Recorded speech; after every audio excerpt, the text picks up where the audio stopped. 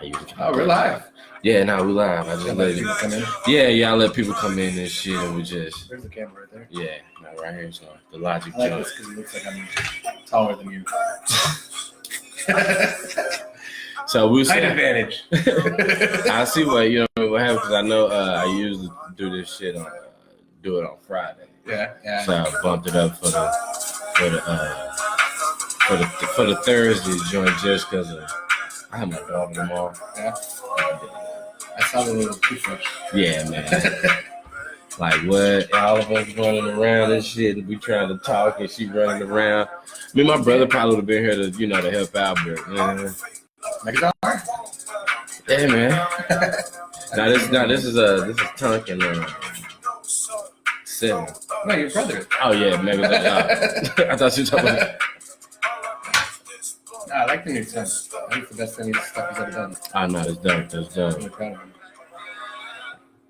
Ice out everything, respect on still we go. Talk that in the big tones. Trust him, I can share your bow. Same way, home, say some more. The Himalayan shit in a row. This is been good. That's a no blow. You know I'm bad, but it puts it like a juice. I haven't listened to this whole album yet. Right now. Check out the jobs. Nice down. Can we really get it like touchdown? Ballin', but I can't tell you. Cause I really can't afford another vice now. And I'm really gonna be high staying nice now. You were like, I'm just trying to do my life out. Write it down like, I can't be there.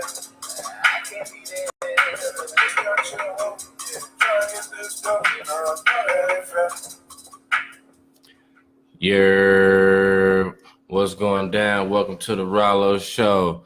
Lone Star, I see you, baby. What is going down? Welcome to the Rollo Show. Take it or leave it. First and foremost, man, shout out all the sponsors, man. You see one vodka in the back, man. If you're gonna drink, please do it responsibly. Shout out to Culture Club. Shout out to my boy Will Since Birth Clothing. Also, man, Express Custom Print Shop. Shout out to all them people, man. And first and foremost, shout out to my man Pete Freedman, man, for falling through in Central Track, man. Happy to be here. Man, it's been a long time coming. It has been. It's been. You asked me like right when you started this. Yeah. It's been. I've been big timing him ever since. Yeah. Hey, man. Shout out to my man, 80 Proof, man. I just did a joint with them. Shout out to John Baptist, man. I just did a podcast with them guys last night, man. The shit was dope. It was wild. Check it out. Owner Don't Care. And I would say them brothers do not care. If you ever get a chance to look, they don't give a damn. I don't know if I want to fuck with them. I like a little bit of care. Yeah, nah, they don't give a damn. Nah, it's not. They don't give a damn. Like, and, I rock with it because it's the Rollo Show, take it or leave it. But you always gotta have some. I got a brand to protect. You know what I mean? Hey, we all got certain things going on in our lives. But man, once again, this is Pete Freeman from Central Track, man. Thank you for joining, man. Man, first and foremost, man, just kind of tell the people who you are, kind of, what you're all about and what you do right now, man. Sure. So I'm the founder and editor of CentralTrack.com, which has been covering the Dallas culture scene since February 12th, 2012, which was the day we launched. I was the music editor at the Dallas Observer for 4 years before that. And basically what happened was I was there for 4 years and I started there when I was 23. I found out the average age of the Observer reader was 42 years old, and that just kind of blew my mind because I was just like, I'm not seeing 42-year-olds out at the shows I'm writing about. They're not the ones affecting the culture. So what's going on? Like, who the hell are we writing for? And is there a way to find a younger audience? So that's what I decided. I kind of done everything I wanted to do at the Observer. So I decided let me set out, try to start my own thing, and see if we can hit a younger demo. So that's what Central Track's been all about the last now almost 7 years, where we're really just writing about whatever we think the young kind of Dallas millennial is interested in. I think music is, especially given like my background writing about music at the Observer and then transitioning over to something new. Music has always kind of been the backbone of that. But we'll cover anything from politics. Like certainly the last couple of years been rife with like protests all across the city, and I think if you look at the participants in those protests, it's young people. It's young people who are trying to change this town. So, we'll cover anything from, political movements to music to, the hot new bars and restaurants in the city to just, what's going on this weekend or what's going on a given night. So we've been doing it for 6.5 years now, and it's we've been blessed to have developed an audience that keeps us going and advertisers that fund us. Dope. I think it's always I think that's the goal. Yeah. Just to find, first of all, fund it. Yeah, I mean, what's funny is I had no idea we were gonna last this long. You know, it's just it was almost like an experiment, just to see if we could do it. Yeah. And more because, you know, I knew I was just done at the Observer, and I knew I wanted to try. I knew I was ready for the next chapter of my life. I wasn't necessarily sure what that was, but then this idea came along, and I knew I had the contacts in the market between like venue owners and like certain people who were advertising in other publications around town, where I could get probably some of them to bite initially because of the relationship I had with them, and then maybe we can build this, and then they'll see what we're doing, stick with it.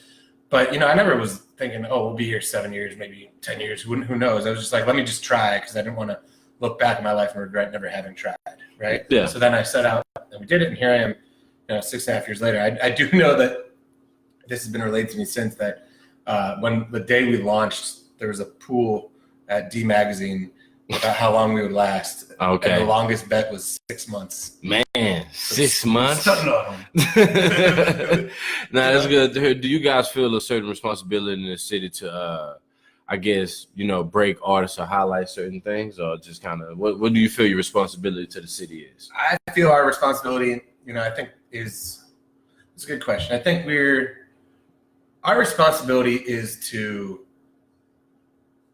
be part of the just greater Dallas conversation, right? We want to just, if it's happening of interest to the Dallas millennial, we want to be at the forefront of collecting that information and disseminating that information. Like, you know, we don't necessarily, like I said, we covered some of this, some of these protests and whatnot, but like, you know, we're not out here at city council meetings and things like that, but we did a bunch of reporting on like the Botham Jean murder. Yeah. That's something that I think young Dallas cares about, is like, you know, can I live in my own apartment? Yeah. And not be fucked up, you know? So like, I think our responsibility is just wanting to be part of that conversation if it's of interest to our reader, you know. And I think we're not necessarily just trying to cater to one side of them, be it their music or, you know, local interest, but you know, it's kind of all of it. But as far as to answer that question about do we feel a responsibility, I think we do, in the sense that like, if we're not on board with an artist when they're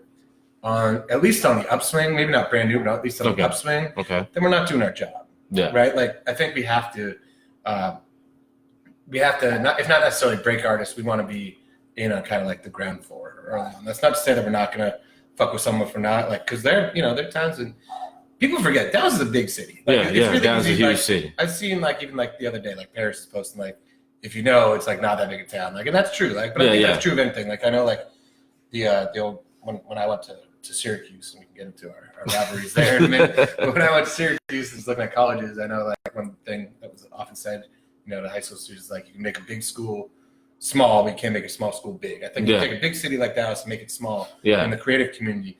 But I think as far as, you know, you're just never going to necessarily be able to learn everything about the city all at once. It takes time. You got to go out there and do that. So I think, you know, there's always new things we're discovering, and that's really the most exciting thing, is realizing how much bigger the city is than you know, even someone who's been his job now for 10 years. I've been in Dallas now for 10 years. That's okay. And I'm still learning new things every day. And it's like, it's not just that I'm living here. It's like to be out here and experience it, you know? And I'm still finding new stuff out. And I think that's exciting. And that's a cool thing about being here.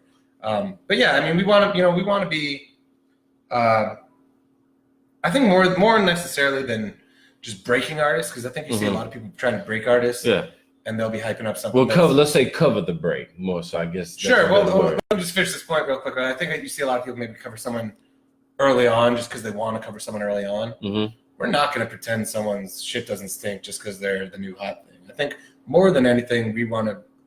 If it's hot, we're going to say it's hot. If it needs some work, I think we're honest. I'd like to think that people know that they're going to catch like our real opinions, and that we're not necessarily going to sugarcoat it.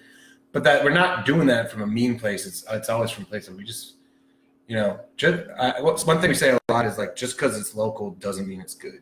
Yeah. You know, but if it's good and it's local, hell yeah, we're gonna. Yeah, you're gonna jump on. Yeah, we're gonna pump the shit out of it. Yeah. So, what do you think about the recent, I guess, everything that's happened with Yellow Beezy. As far as the success of Yellow Beezy, where it stands in your eyes as far as an artist has gained since you've been on this covering the scene. And then secondly, this past weekend, obviously, was very it was a very crazy weekend, but bizarre in a sense. But obviously Roy Lee passed away, and also Yellow Beezy was shot. What are your thoughts on that? Okay, that was a huge question. The first part, just the last part, being what are my thoughts on this? I think it's horrible. I don't think I don't want to see our young shining stars getting shot out in the streets. I'll fully acknowledge that I was not really familiar with Roy Lee, let alone their beef. Okay. Right? So that all caught me totally off guard. But I will say that having explored it in the last week, I think there's some interesting aspects going on there, but I also think there's a lot of people jumping to conclusions. I don't necessarily. I'm not out here ready to be like, oh, Roy Lee's people went after Yellow. I think there's some soap opera aspects in social media where people are pushing certain narratives. Yeah. I don't think, by Roy Lee too, it seems like he was on the up and up and about to, do some cool things. So I think it's just, it's tragic. I don't want to see any of that. What I will say is I think that, so I've been covering Dallas music now for 10 years. When I first moved to town was 2008, and that was right when the boogie started to pop. Yeah. Right. And that was a really exciting time. And I just started covering it because it was the hottest shit in the city. Like, it was important to cover it. But what was really interesting was that historically, the Observer was not covering hip hop. Yeah. So there was there was never any pushback or anything, but there was definitely just some eyebrows raised and people being like, "Oh, the Observer's paying attention now," or even at the Observer, Jim Schutz, who's this legendary columnist, who's been writing about corruption in the city for at least 20 years now. He used to come up to me when I was doing that, and he'd be like, "Hey, thanks for putting something other than just a white person on the cover," and that was dope. I just like with Central Track, where I know we cover a lot of diverse things, from the whitest rock band, blackest rappers, the most Latino, whatever. If we fuck with it, we fuck with it. It was never my intent to force put a black person on the cover of the Observer. It was just the hottest shit in the city. So I ended up diving really into that because it was what was going on, and I think what we're seeing now is in the last 10 years, we've had some moments where the hip hop scene has been really cool. And I think where maybe it's been really creative in certain ways that it was frustrating that it wasn't getting the attention that it is now. But this, without a doubt, and this is a story that I've been wanting to write for the last 3 months, but haven't necessarily had the time, is this is far and away the most successful year that Dallas hip hop has seen since the Boogie. Maybe even bigger than the Boogie. I mean, just what we're seeing, because it's not one thing that I wrote 2 cover stories on the Boogie. I wrote one when the Super Bowl was in town and when the NBA All-Star game was in town, because both those. Oh, and then I wrote 3, because then I wrote one just on when it was popping. The Rap when Daddy was the top song in the city. So I think what we're seeing now, what we're seeing now is it's not just. It's not a dance craze. I mean, we got the Low, which is kind of popping, but it's a whole bunch of individual artists who are standing on their own merits. Yeah, and I think that's why what we're seeing right now is a lot more maybe exciting than what we saw last time. Yeah. And I think what we saw last time was frankly, an opportunity missed. I think Dallas never really capitalized on the Boogie the way it should have. I think we got Dero out of the Boogie. Okay, that's really kind of it. So what was the downfall of the Boogie?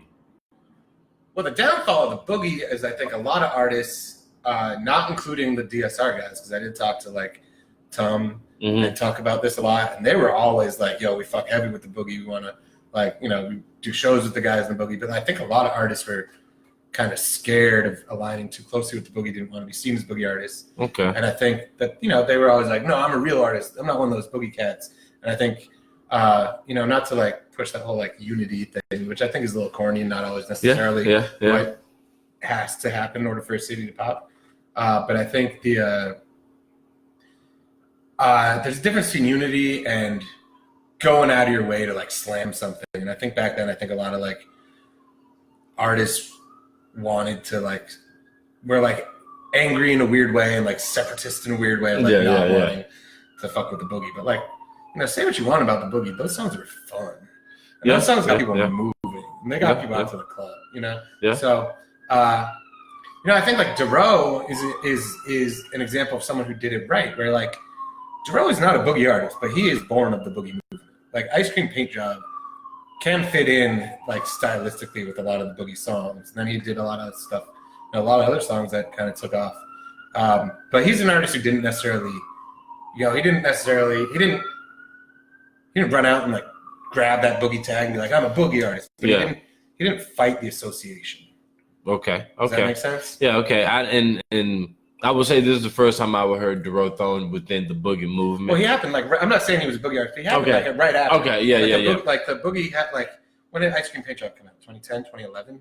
Yeah, like around 2010. So like, I mean, the boogie, I think late 09, boogie was 2010. still popping in Yeah. in 2010. So like it was of the same time. And I think like, that's what I'm saying is I would never call him a boogie artist. Mm-hmm. And I think he would never call himself a boogie artist, but he didn't run from what was popping in the city at the time. Yeah. And try to be like, there's one Dallas and then there's me. He's just like, no, it's all Dallas. Or that was always my impression. I always kind of respected that about him.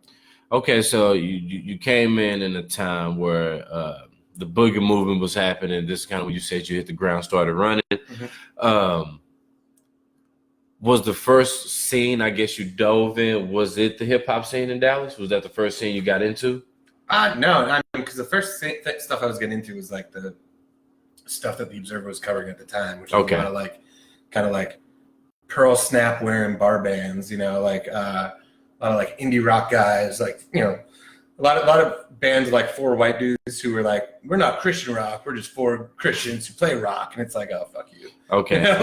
But then at the same time though, that was when like Sarah Jaffe first started popping. Okay. When she was just like a acoustic singer-songwriter with glasses and like, herself wearing a flannel, like, and playing like coffee shops and whatnot. So Sarah was one of the first artists that I really got behind as far as writing. And then, I think what happened was I was just, I had nothing to do with breaking the boogie movement, and I'm not going to take any credit for that. I think but I did write a lot about it because it couldn't be ignored, in part because, I'm a Jew from suburban Boston, so I grew up listening to hip hop is a thing. I'm that guy who like you see in all these documentaries who like I'm the guy who funded all the white kid who funded a lot of who bought hip hop records. I'm that kid. So like that's what I grew up listening to, and I think like when I moved to Dallas, I started listening to hip hop stations, and they were playing at the time, much in the way they're playing "That's on Me" right now. And maybe they should be playing some more songs too. But at the time, they were playing boogie songs during drive time, like constantly. Like probably 80% of what you'd hear when you're sitting in traffic was boogie songs. And so like absolutely the radio kind of put me on to the boogie. Was like, and then I was looking around and I was seeing, okay, well, no one else is covering this except for the radio stations. Like the morning news should be covering this. Like V Magazine should be covering this. The Observer absolutely should be covering this. Yeah. It was a major movement that was happening in the city. So I had to write about it. And then, it just became something that I, became really interested in because it was good and it was interesting. There was new artists constantly. And there was a lot of label attention. Like I got to interview a lot of out-of-town people about their thoughts. Like I remember I had a great talk once with Mr. Cully Park about when he was signing Trilly and Prince Rick. Okay. And that was cool, just hearing his impression of like what Dallas needs to do to get over. And at the time I was just straight reporting it, but he was right. It was like it can't just be the boogie, but at the same time, like you need to level up after the boogie. So like and I think at the time we were talking about artists like Big Chief coming and taking over. No, they had some hits on the streets, but they never really popped outside of the market. And I think that's good to know, just because a lot of people, I'm not going to say a lot, but when you first came onto the scene in our eyes, which was the Essential track, a lot of people had the term of, oh, this is maybe a culture vulture. Somebody's coming in and kind of nitpicking the culture. And is that true? People thought that? That kind of came up, and nitpicking the culture from this via side and kind of taking it back to build your brand and like kind of love and leave type of thing. I mean, I never want to be perceived as a culture vulture. I know I am a white guy who does like hip hop, but I mean, if you look at Central Track, one of the things I'm most proud of is we're not any one thing. Yeah. And like, I mean, we still cover I mean, we recently transitioned Song of the Week, which is the post we did every Friday, to Song of the Day. Okay. Because we wanted, rather than just write about like 15 songs every week, we thought it'd be more effective to just call it a single song every day and give it a longer write-up and really give that artist behind it, the pop it needs. But if you look at like the songs like that we've been covering since making that transition like 3 weeks ago, I think like you'll see it's everything. Like we had some drag queen performer had a really fire song that we posted early this week. We've had electronic stuff in there. We've had instrumental stuff in there. We've had this indie pop rock band out of Fort Worth called The Unlikely Candidates. Who that song that we posted, it was today. It was actually premiered on Thursday Night Football during the Colts and Patriots game, dope, on the broadcast. So dope. I think like I'm not gonna if that's how people feel, I'm not gonna run from that or how they ever felt. Yeah. But I think. What I would say to them is just look, we're covering the entire city. And, another thing too is like, I mean, maybe this is ignorant to say, but like the Dallas that I know is really beautifully diverse and integrated. Like if you go to like the events I go out to, I'm seeing you, I'm running into you. I'm seeing, like my Latino friends, I'm seeing my Asian friends. And then, like if you go to a Central Track event, versus like frankly any other publication in town, you're going to see a more diverse crowd than you're going to see there, and that's a huge point of pride for me. Is I really want Dallas is historically ridiculously segregated and self-segregated, but also maybe like systemically segregated. And I think the way there's breaking down of those barriers that needs to happen, and I want Central Track to be a part of that in the sense that I want us to just be. I don't want us to get bogged down in it. I want us to acknowledge it. Like we cover a lot of race stuff. We don't. We're not shy about covering. Yeah, I've seen that. But we also I'm not just trying to cater to any one group. I want the one group I'm trying to cater to.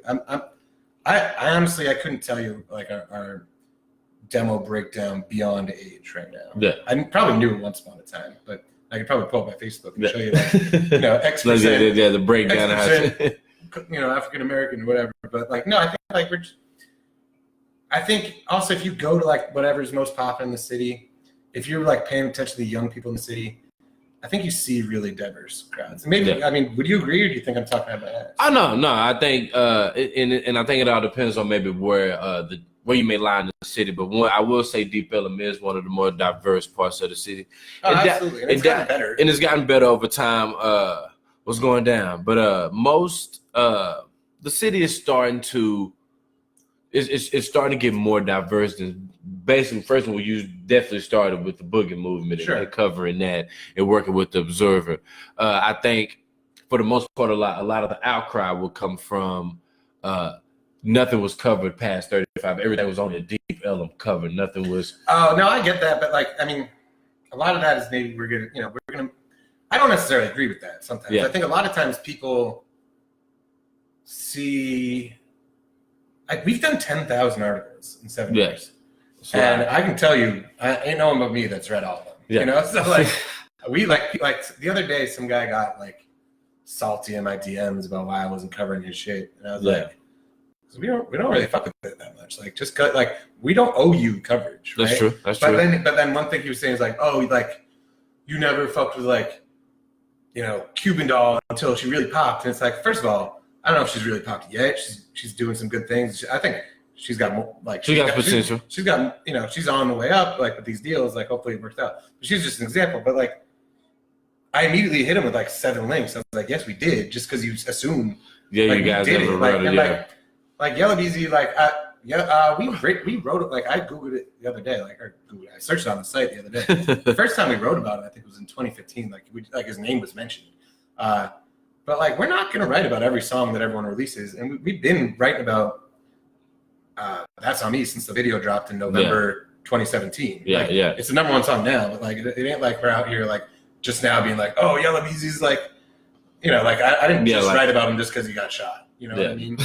Someone else accuses doing C drugs, and I was like, no, we've been writing about him. Like just because you ain't seen it doesn't mean it's not happening. I can promise you. Feel free to use our search It's there, you know. Man, she said, go to the top corner. Yeah, go to just the top type corner, hit that search, hit that magnifying glass. That's dope. That's dope. That's good though, man. Once again, everybody, thanks for watching the Rollo Show. We're not going nowhere, man. But once again, this is my boy Pete Freedman right here, man. Central Track. Please go on right now, look it up, centraltrack.com. Covering the city in a great magnitude and great way. I've been on the site multiple times. You was on multiple times, man. You was on there. This dude here's a trip. So just a quick background. This dude went to Syracuse. Right. Obviously, I went to Boston College and more. And I'm from Boston originally. So and I'm from Dallas, obviously. But no, Boston College obviously was one of the more better schools to go to. That's okay. My best friend went to BC. That's dope. What year were you? I came out in 2010. Okay, so I graduated in 2006. So we weren't there at the same time. Nah, we kind of missed that gap. Yeah, so I was at Syracuse when BC left the Big East to go to the ACC, and then Syracuse eventually followed. But I do remember when BC was like a big point of pride was because BC and Syracuse always play like Thanksgiving weekend. In football, and Syracuse, it was BC's last game in the ACC, and it was at BC, and I went because I was home. And Syracuse just wiped the floor with BC in their last. Yeah, no. In their last Big East game, and I think they kept them from making a bowl.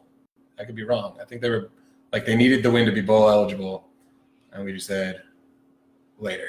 No. That's tough. Better luck next conference. Yeah, that's and ever since you guys joined the next conference, it's been on and popping. Like we've been doing that thing. Like so, just hey, that's we're pretty good this year in football. We'll see. We play at the end of the year. Yeah. We play with basketball team. I mean, Syracuse is a basketball school, so you know what I mean. I can't really. School, I can't school, really. It's a football school. It's a lacrosse school. It's a business school. It's a journalism school. BC is like a law school, but that's like graduates. School. Yeah. Hustlers come from BC. It's a Jesuit school. It is a Jesuit school. I ain't gonna lie to you, like going to Boston College, I ain't gonna lie to you. So my first time going to Boston College, I'm not gonna lie to you, Pete. It took me a long time to interact with white people. Oh, I'm sure. It took me a long time to interact with white people. It took me a long time. Boston definitely has a reputation as a racist city. Yeah, no, and it was weird because like, did you ever experience that in Boston? Does that reputation hold true? It holds true. I think once again, it's kind of like growing up in Dallas. Like you can subject yourself to that if you want to. Like you don't have to go to it. Yeah. You know what I mean? Like if I hang out where I grew up in East Dallas, South Dallas, or even Pleasant Grove, I'm not really gonna run unless I run to a police officer someday. That's a totally different situation. But Boston was the same way. I only hung out in like Mattapan, Dorchester, Roxbury, kind of that area, So I